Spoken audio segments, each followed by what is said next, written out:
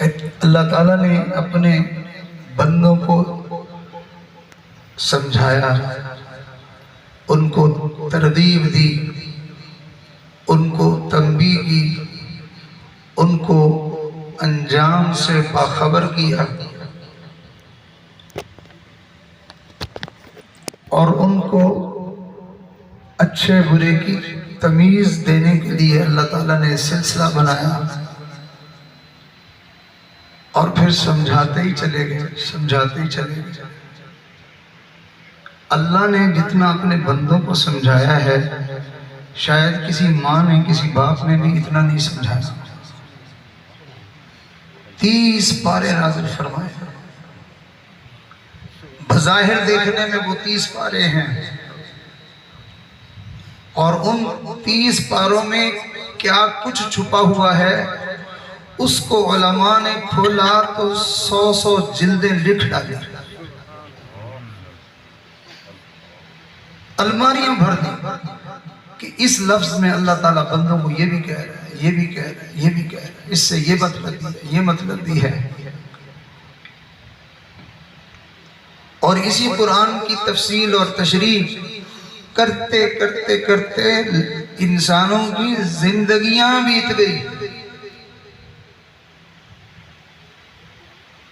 میں نے ایک بہت بڑے اللہ والے کا دیدار کیا، جو حضرت مولانا الیاس رحمت اللہ علیہ کے شاگرد تھے، میرے پیر و مرشد تھے۔ مولانا شیخ الحدیث مولانا زکریا رحمت اللہ علیہ کے براہ راست شاگرد تھے۔ مولانا یوسف صاحب حیات صحابہ والے، ان کے کلاس فیلو تھے۔ بڑے بڑے اکابر بزرگوں کی صحبت پائی تھی۔ ساری زندگی قرآن کو پڑھنے میں، پڑھانے میں، سمجھنے میں، سمجھانے میں گزری۔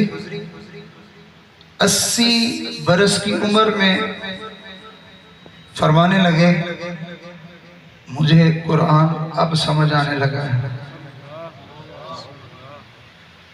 اللہ اکبر کبیرہ، مجھے قرآن اب سمجھ آنے لگا ہے۔ اور نبی علیہ السلام نے اللہ تعالیٰ کی ان باتوں کو سمجھانے میں تو حد ہی کر دی۔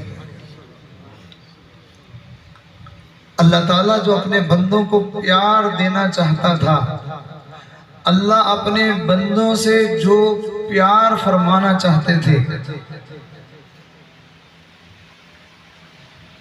اس کا عملی نمونہ اللہ نے محمد الرسول اللہ صلی اللہ علیہ وسلم کو دنیا میں بھیج دیا، اور پھر ارشاد فرمایا، لَقَدْ جَاءَكُمْ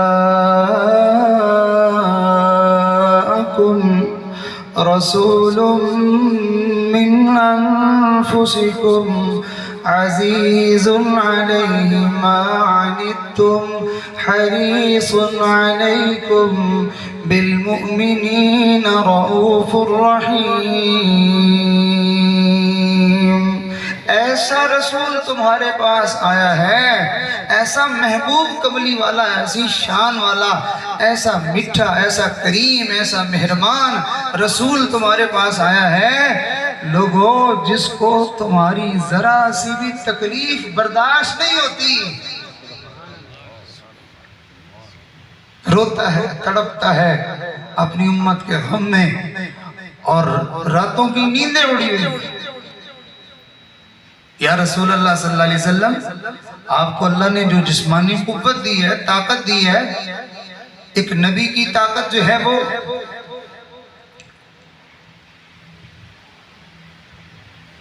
علماء نے لکھا ہے کہ ایک جنتی کی طاقت دنیا کے 100 بندوں کے برابر،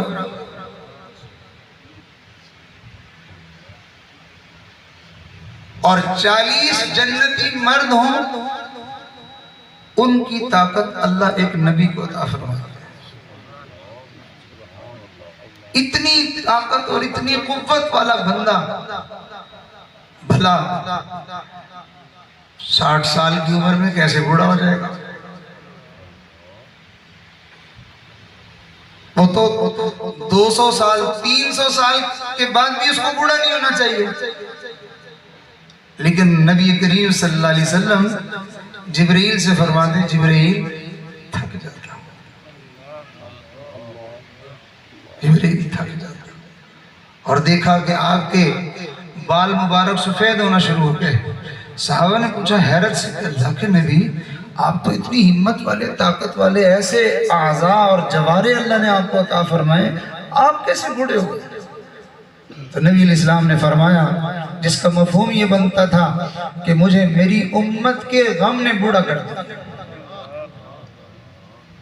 کہ نبی علیہ السلام پہلی امتوں کے حالات پڑھتے تھے تو پھر دل میں ڈر پیدا ہوتا تھا، پتہ نہیں میری امت کا کیا بنے گا۔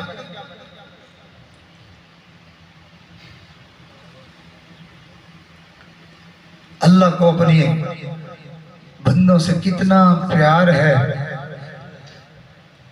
اس میٹھے اور پیارے اور کریم مدنی کے دنیا میں آنے سے ہی اندازہ لگایا جا سکتا ہے کہ جس نے اپنے بندوں کے لیے ایسا حبیب بھیجا ہے کہ ذرا سی کوئی تکلیف، ذرا سا کوئی غم، ذرا سی کوئی پریشانی برداشت نہیں ہوتی، عزتوں کے تاج پہنائے، راحتوں کے سامان دیے، خوشیوں کے راستے بتائے، اور کامیابی کے لیے راہیں ہموار کی، اور اللہ تعالیٰ سے دعائیں مانگی، اور اپنے امت کے غم میں اپنے آپ کو بھلا دیا۔ واہ اللہ، تجھے اپنے بندوں سے کتنا پیار ہے۔ آپ فرمائیے کہ آپ اپنے بچے کو سمجھائیں 2 دفعہ 3 دفعہ، وہ بات نہ مانے نہ سنے، آپ اپنی بیوی کو بھیج دیں، جا تو ماں ہے تو سمجھا، وہ جا کے سمجھائے اور وہ آگے سے بدتمیزی کرے 1 دفعہ 2 دفعہ، آپ کتنا بھیجیں گے ماں کو؟ آپ پہلی دفعہ ہی کہیں گے بس رہنے دے اس کو، زیادہ سے زیادہ دوسری دفعہ کہہ دیں گے۔ اللہ رب العزت کو اپنے بندوں سے اتنا پیار تھا کہ اللہ تعالیٰ نے اپنے معصوم انبیاء ایک کو بھیجا، قوم نے حشر نشر کیا، دوسرے کو بھیجا، تیسرے کو بھیجا، کسی کو آرے سے چیر دیا، کسی کو لوہے کی کنگھیوں سے چھیل دیا، کسی کو پکڑ کے آگ میں ڈال دیا، اور کسی کو پتھر مار مار کے اس کو جان سے ختم کر دیا، کسی کو زندہ حالت میں پکڑ کے دیوار میں کھڑا کر کے دیوار بنا دی، نہ جانے کیا کیا ظلم ڈھائے، لیکن اللہ تعالیٰ پھر اپنے بندوں سے اتنا پیار کرتے تھے، پھر بھیجتے رہے، آخر میں کملی والے کو بھیجا، اور اس کے ساتھ لوگوں نے کیا حشر کیا کہ طائف کا جو زخم تھا، طائف کا جو غم تھا، اللہ کے نبی کی زندگی کے بیشتر سال گزر گئے تھے، نبی کو وہ غم نہیں بھولا۔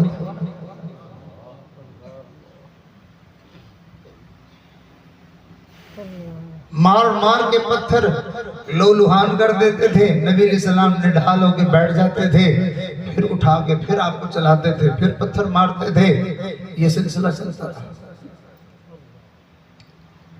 فرشتے آئے، کہا اجازت دیں ہم ان کو 2 پہاڑوں کے درمیان میں، یہ ساری آبادی ہے، ہم ان کو چکی کی طرح پیس کے رکھ دیں گے۔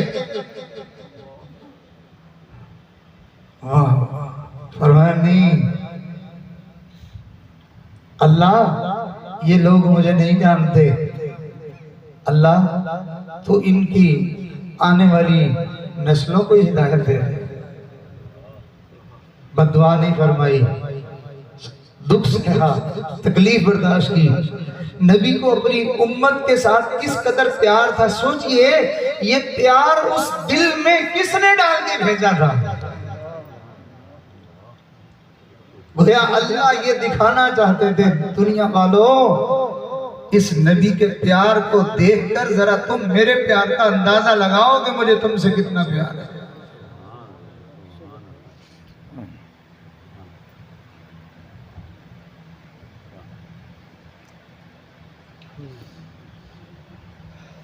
اللہ تعالیٰ نے ارشاد فرمایا، ہم نے تمہارے پاس یہ جو نبی بھیجے ہیں نا، ہم تمہیں کچھ دینا چاہتے ہیں، ہم تمہیں نوازنا چاہتے ہیں، ہم تمہارے اوپر مہربانی کرنا چاہتے ہیں، اور ہماری رحمتیں ہر چیز سے زیادہ وسیع ہیں۔ ان رحمتی وسعت کل شیء، میری رحمتیں وہ تو سمندر ٹھاٹھے مار رہا ہے، اور وہ رحمتیں میں تمہیں دینا چاہتا ہوں، تمہارے اوپر لٹانا چاہتا ہوں۔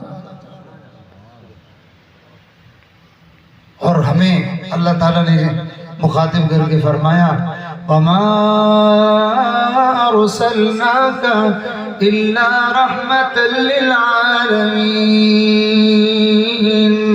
اے محبوب ہم نے تو آپ کو جہان والوں کے لیے رحمتیں دینے کا بہانہ اور سبب بنا کر بھیجا ہے کہ آپ کے ذریعے سے آپ اتنے پیار کرنے والے، آپ اتنے شفیق، آپ اتنا درگزر کرنے والے، آپ اتنی مہربانی کرنے والے، آپ اس قدر جو ہے وہ رحیم و کریم ہے کہ اللہ نے دو صفتیں اپنے لیے بیان فرمائی، ان اللہ بالناس لرؤوف الرحیم،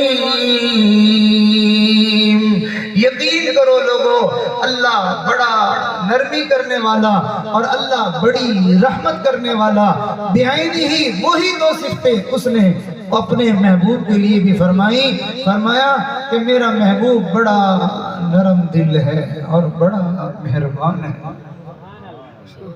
بڑا مہربان۔ ہم تمہیں رحمتیں دینا چاہتے تھے، اس لیے تو ایسا پیارا اور ایسا مہربان اور ایسا شفیق اور ایسا غمخوار ہم نے نبی تمہارے پاس بھیجا ہے۔ نبیوں میں رحمت لقب پانے والا، نبیوں میں رحمت لقب پانے والا، مرادیں غریبوں کی برلانے والا، اپنے پرائے کا غم کھانے والا۔ اللہ، کسی نے اسی بات کو اپنے انداز میں کہا، اس نے کہا جو عاصی کو کملی میں اپنی چھپا لے، بروں کو کون گلے سے لگا سکتا ہے؟ ہر کوئی دھکے دیتا ہے، ہر کوئی نفرت کرتا ہے۔ ایک کملی والا دنیا میں آیا، اس نے بروں کو پکڑ کے سینے سے لگا۔ نبی کی تعلیم ہے، نبی کے غلاموں نے بھی وہی انداز اختیار کیا، اپنے نبی کا بتایا سکھایا ہوا طریقہ وہی اختیار کیا۔ سید عطا اللہ بخاری رحمت اللہ علیہ ایک جگہ بیان میں تشریف لے گئے تو وہاں پر جو ہے وہ کھانے کا وقت ہوا، ایک جو ہے وہ بھنگی وہ بھی بیان سننے آیا ہوا تھا۔ اللہ کی شان، اب اس کو کوئی بیٹھنے نہیں دے رہا، شاہ صاحب کی نظر پڑ گئی کہ بھی ان کو کوئی اپنے قریب نہیں آنے دے رہا۔ شاہ صاحب نے اس بھنگی کو بلایا، ادھر میرے پاس بیٹھا، اس کو اپنے پاس بٹھایا، کہا تم میرے ساتھ کھاؤ، اور لقمے توڑ توڑ کے اس کے منہ میں ڈال دیا۔ جسے دنیا دھکے دے رہی ہے اس کو نبی کے غلام اپنے سینے سے لگا رہے ہیں۔ یہ تو غلاموں کا حال ہے، آقا کا کیا حال ہو؟ دعاسی کو کملی میں اپنی چھپا لے، جو دشمن کو بھی زخم کھا کر دعا دے، اسے اور کیا نام دے گا زمانہ، وہ رحمت نہیں ہے تو پھر اور کیا ہے۔ کیسے کیسے برے لوگ آئے، کیسے کیسے درندہ صفت لوگ آئے، کیسے کیسے وحشی قسم کے لوگ آئے جنہوں نے ظلم ڈھانے کی انتہا کر دی تھی۔ نبی علیہ السلام اتنے دل گردے والے، اتنے جگر والے، اتنے حوصلے والے، اتنے برداشت والے، لیکن اپنے چچا کا جب حال دیکھا تو نبی اپنے آنسوؤں کو نہ تھام سکے، نہ روک سکے، رم جھم آنکھوں سے بارش شروع ہو گئی اپنے چچا کا حال دیکھ کے۔ اور چچا کا یہ حال کرنے والا وہ جو وحشی تھا وہ آیا، میری توبہ میری معذرت قبول فرما لیں۔ نبی علیہ السلام نے فرمایا ہاں آ جاؤ، میرے سامنے نہ آؤ، پیچھے آ کے بیٹھ جاؤ، تجھے سامنے دیکھ کے مجھ سے برداشت نہیں ہوگا، غم برداشت نہیں کر پاؤں گا، لیکن میں تجھے دھکا بھی نہیں دینا چاہتا۔ میں تجھے دھتکارنا بھی نہیں چاہتا، آجا آجا تو بھی آجا۔ وہ آیا اور پیچھے سے کلمہ پڑھا، فرمایا بس اتنا کرنا، تیرا ایمان قبول ہے، تیرا کلمہ پڑھنا قبول ہے، تجھے معافی ہے، بس اتنا کرنا، میرے سامنے نہ آنا، مجھ سے برداشت نہیں ہو سکے گا۔ میں نے جو یہ معاملہ دیکھا ہے، اب اندازہ لگائیے آپ کیا سمجھ رہے ہیں کہ صرف کلمہ پڑھا ہے؟ نہ اس ظالم کو جس نے یہ ظلم ڈھایا تھا، اس کو جہنم سے بچا کر جنتی بنایا جا رہا ہے، اور اس کو ولایت نہیں دلوائی جا رہی بلکہ مقام صحابیت پر فائز کیا جا رہا ہے۔ اتنا پیار ہے، اتنا پیار ہے۔ ابو جہل کا بیٹا اکرمہ اپنے ظلم کو دیکھتا تھا اور وہ ڈر کے مارے وہ بھاگ رہا تھا۔ اس کی بیوی آئی، اس نے کہا کہ یا رسول اللہ صلی اللہ علیہ وسلم میری معذرت قبول کریں، میں ایمان لاتی ہوں۔ آپ نے فرمایا قبول ہے، معافی ہے۔ کہا میرے خامد کو بھی جو ہے وہ امان دے دی جائے، فرمایا اس کو بھی امان ہے۔ کہنے لگی یا رسول اللہ وہ نہیں مانے گا، اس کو یقین ہی نہیں آئے گا، وہ کیسے بھلا آ سکتا ہے، اس نے اتنے بڑے بڑے ظلم کیے ہیں، مجھے کوئی نشانی دیں، میں قربان جاؤں۔ کملی والے نے اپنی دستار اتار کے دے دی، ارشاد فرمایا یہ لے جاؤ، جا کے نشانی دکھا دو۔ قربان جاؤں، اللہ نے کیسا کملی والا عطا فرمایا۔ لقد جاءكم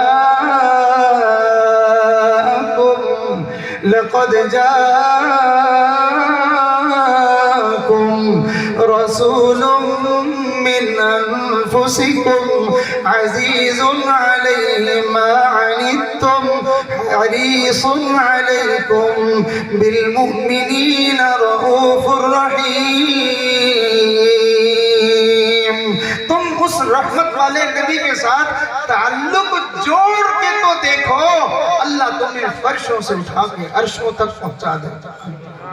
اللہ تمہارا دنیا میں ڈنڈا بجا دے گا، نہ اللہ تمہارا آسمانوں میں بھی چرچا کر دے گا۔ تم اس نبی سے اپنا تعلق جوڑ کے تو دیکھو، اللہ تمہیں دنیا سے جانے سے پہلے اللہ تمہیں جنت میں اپنا مقام اور مرتبہ بھی دکھا دے گا، تمہارا گھر تمہیں دکھا دے گا کہ دیکھو میرے نبی کے ساتھ تعلق جوڑنے والوں، میرے نبی نے تمہیں کیسا مبارک اور پیارا رستہ تمہیں دیا ہے کہ تم اس کے پیچھے چلے ہو، تمہیں تمہارا ٹھکانہ اب جنت ہے، اور تم اس کے پیچھے چلے ہو، تم میرے ساتھ دوستی لگانا، میرے ساتھ تعلق بنانا، میرے قریب ہونا، یہ تو رہ گئی بات پیچھے، تم میرے نبی کے پیچھے آؤ۔ میرا نبی اتنی شان والا ہے کہ اس نے تمہارے لیے ایسا راستہ جو ہے وہ ہموار کیا ہے، تم اس کے پیچھے آؤ، میں رب تمہیں اپنا محبوب بنا لوں گا۔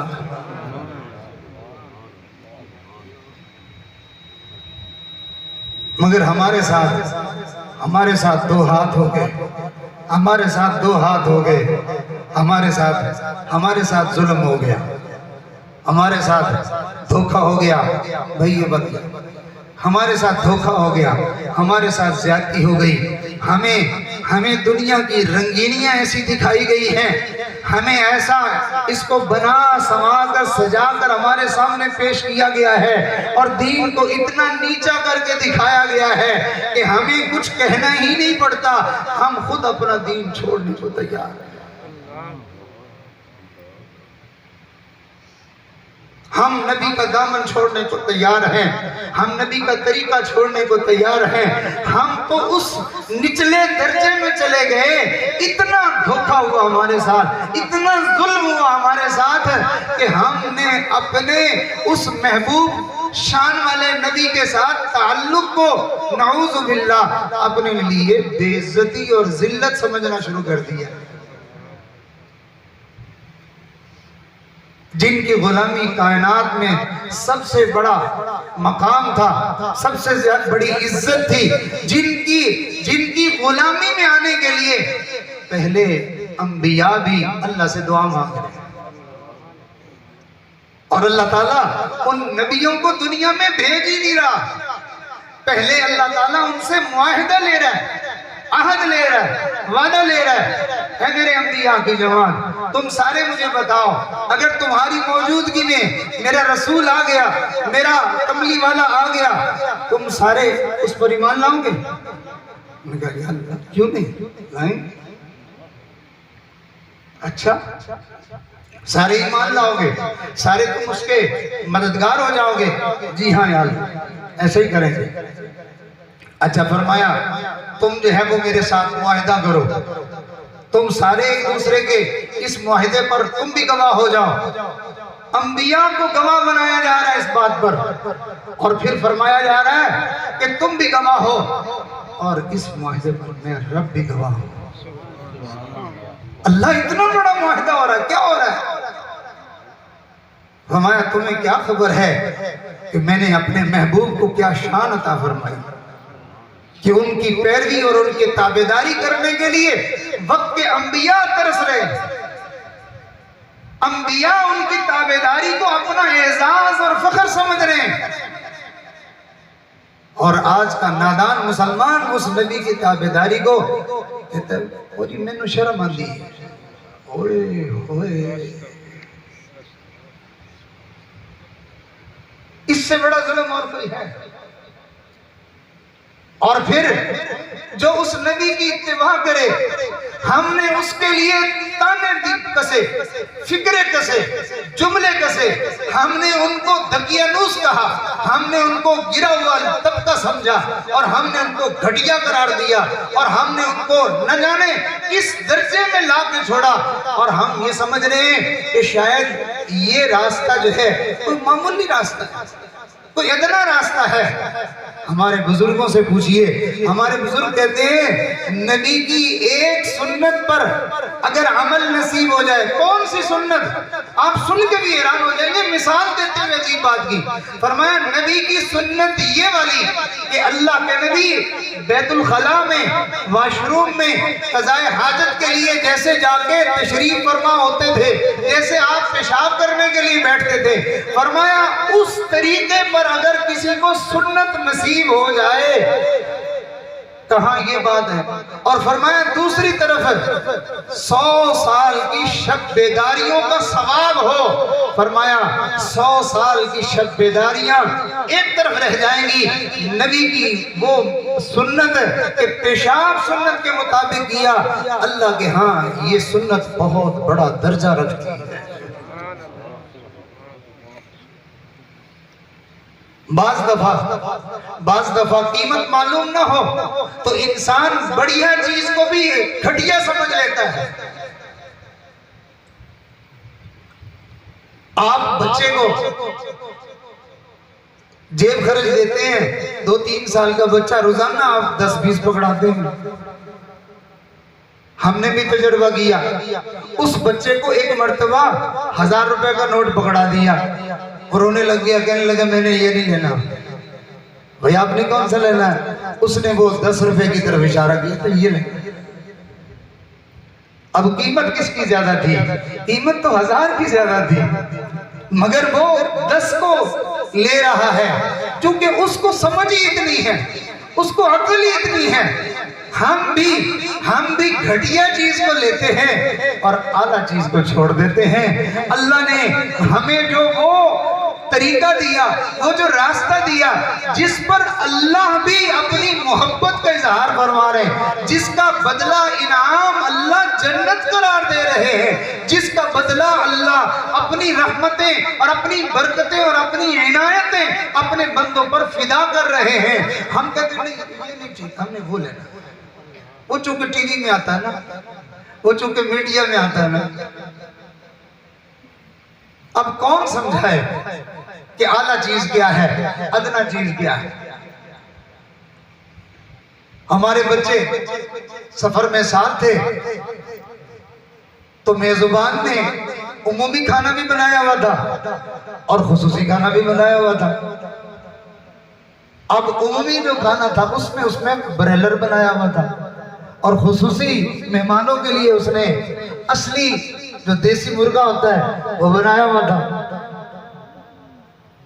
اب وہ بچوں کو ہم نے دیکھا تو وہ بریلر کو لے رہے ہیں، تو ہم نے ان سے کہا بیٹا یہ دیسی مرغا ہے، آپ لوگوں کے لیے بنایا، استعمال کریں۔ کہتے نہیں اچھا نہیں لگتا۔ اتنے لوگوں کو میں نے دیکھا ڈالڈا گھی سے بنا ہوا پراٹھا ذوق شوق سے کھا رہے ہوتے ہیں، اور دیسی گھی ان کو مہک ہی اچھی نہیں لگتی۔ ایک صاحب کہنے لگے میں دودھ بیچتا تھا اور روزانہ جو ہے وہ میرا مالک، چونکہ ان کا میرے اوپر احسان تھا تو میں ان کو خالص دودھ جا کے تلاش کر کے دے کے آتا، وہ مجھے شکوہ کریں یار تمہارا دودھ ٹھیک نہیں ہوتا۔ میں نے کہا کہ میں تو پانی کا ایک بوند بھی اس کو نہیں لگنے دیتا، دودھ کیسے ٹھیک نہیں ہوتا؟ کہنے لگا میرے بچوں کو سب کو مشن لگے ہوئے ہیں، طبیعت خراب ہو گئی، میں اگلے دن اور زیادہ احتیاط، اگلے دن اور زیادہ احتیاط، مگر ان کا شکوہ جو کا تو رہا۔ پھر مجھے کچھ بات اور سوجھی، میں نے کہا اچھا اس کا علاج کچھ اور کرتے ہیں۔ میں نے رکھ کے اس میں پانی چھونکا، خوب اس کو جو پتلا کر دیا۔ اب جو میں جا کے ان کو دے کے آیا تو اگلے دن ہنستا مسکراتا آیا، کہنے لگا یار آج دودھ بڑا مزے کا تھا۔ میں نے کہا ہاں ٹھیک ہے۔ اللہ رب العزت نے ہمیں شان دی، عزت دی، مگر ہمیں عزت راس نہیں آئی۔ اللہ ہمیں رحمتیں دینا چاہتا ہے مگر ہمیں رحمتیں اچھی نہیں لگتی ہیں۔ ہم نے صرف نعرے مارنے کے لیے اپنے نبی کا نام رکھا ہوا ہے، ہم نے دکانوں پہ دیواروں پہ صرف لکھنے کے لیے یہ رکھا ہوا ہے، باقی ہم نہیں چاہتے۔ ہم اپنی ذاتی زندگی سے نبی کے طریقوں کو نکال چکے ہیں، ہم اپنی زندگی سے نبی کے طریقوں کو نکال کے اپنے آپ کو ہم مہذب سمجھ رہے ہیں۔ ہم لاکھ مہذب سمجھے، ہم اپنی نظر میں مہذب بن چکے ہیں اور اللہ کی نظر میں ہم ذلیل اور گھٹیا بن چکے ہیں۔ اللہ کی نظر میں ہماری ایک ٹکے کی اوقات نہیں رہی۔ اور یاد رکھیے ہم اس غلط فہمی میں ہیں کہ جی ہم جو کچھ بھی ہیں انسان اشرف المخلوقات ہے، انسان اشرف المخلوقات ہے۔ یہ عام طور پر آپ نے سنا ہوگا، اور جی جو کچھ بھی ہے انسان تو ہے نا اشرف المخلوقات ہے۔ ارے بھائی اس ڈھانچے کو، اس جو ہے وہ نقش نین کو، اس جو ہے وہ صورت کو انسان نہیں کہتے، انسان انسانیت کا نام ہے۔ اگر اس میں انسانیت ہے تو وہ انسان ہے، اور اگر وہ انسانیت اس میں سے نکال دی جائے تو وہ جانور نہیں، جانوروں سے بھی بدتر ہو جاتا ہے۔ اور یہ بات قرآن مجید میں خود رب العالمین نے فرمائی، اولئک کالانعام بل ہم اضل اولئک هم الغافلون۔ یہ جانور ہیں، جانوروں سے بھی بدتر گئے گزرے ہیں۔ اللہ تعالیٰ ان کو جانوروں میں بھی شمار کرنا گوارا نہیں کر رہے۔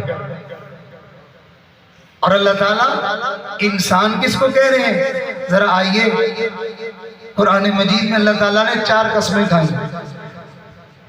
فرمایا بسم اللہ الرحمن الرحیم والتین والزیتون وطور سینین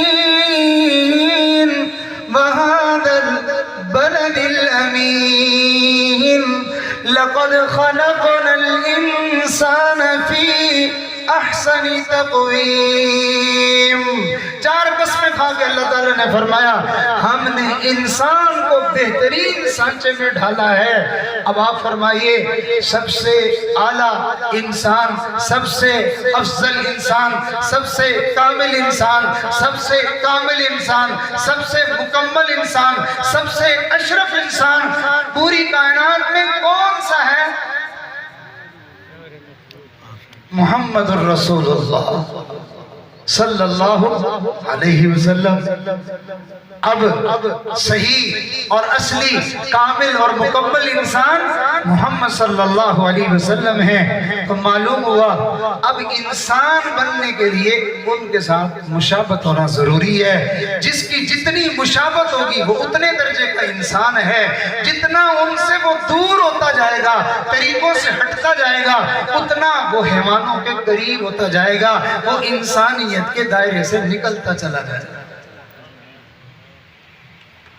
ہے اور ان کی وجہ سے ہمیں اولیاء اللہ کی شناخت ہے۔ اگر یہ اولیاء کی شناخت نہ بتائیں، یہ علماء کی پہچان نہ ہو، محنت نہ ہو، ہم ولی کس کو کہتے ہیں؟ آدھا ننگا آدھا ولی، پورا ننگا پورا ولی۔ ہم کہتے ہیں بڑی پہنچی ہوئی سرکار ہے وہ جی، جس کو گالی دے دے بس اس کا کام ہو جاتا ہے۔ اور اللہ کے نبی فرما رہے ہیں ہم اس کو ولی بنائے بیٹھے ہیں، اور اللہ کے نبی فرما رہے ہیں مومن کے منہ سے گالی نہیں نکلتی، اللہ کے نبی اس کو مومن نہیں کہہ رہے اور ہم اس کو ولی بنائے بیٹھے ہیں۔